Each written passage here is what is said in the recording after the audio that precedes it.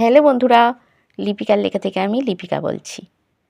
আজ বলছি আমার কবিতা শ্বশুর ঘরে।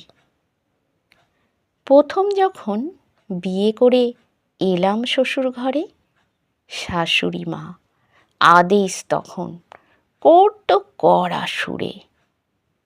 তারই বাড়ি, তারই হাঁড়ি, সকল কিছু তার।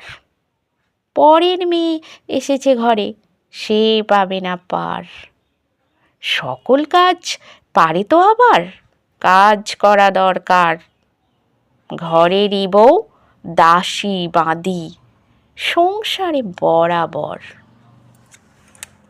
বিয়ে দিই শাশুড়ি মার বয়স বেড়েছে, ছেলে মানুষ করা থেকে সংসার সামলেছে। এখন যে তার বিশ্রামেরই সময় হয়েছে। এতদিন ধরে সে তো তখন অনেক করেছে। কাজ করা আর চুপটি করে আদেশ পালন করা, তবেই যেন ভালো বৌমা বুঝবে যে তার পাড়া। যা খুশি তাই বলতে পারা শাশুড়ির অধিকার। পায়ের জুতো বউ থাকবে পায়ে, ভালো ছেলে যে তার। এখন তবে শাশুড়ি মার বয়স বেড়েছে, তাই জন্যই ব্যবহারটা ভালো হয়েছে। এখন যে তার পুরোপুরি আমাকে দরকার। উঁচু গলা, নরম এখন, মিষ্টি ব্যবহার।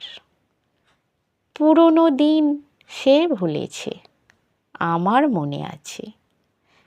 এখন আমার করা কি উচিত, মন কিছু না বোঝে।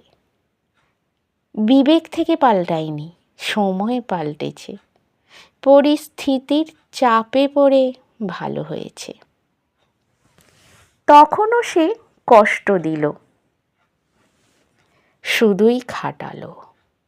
এখনও সে আমার কাঁধেই ভরটা রাখিল।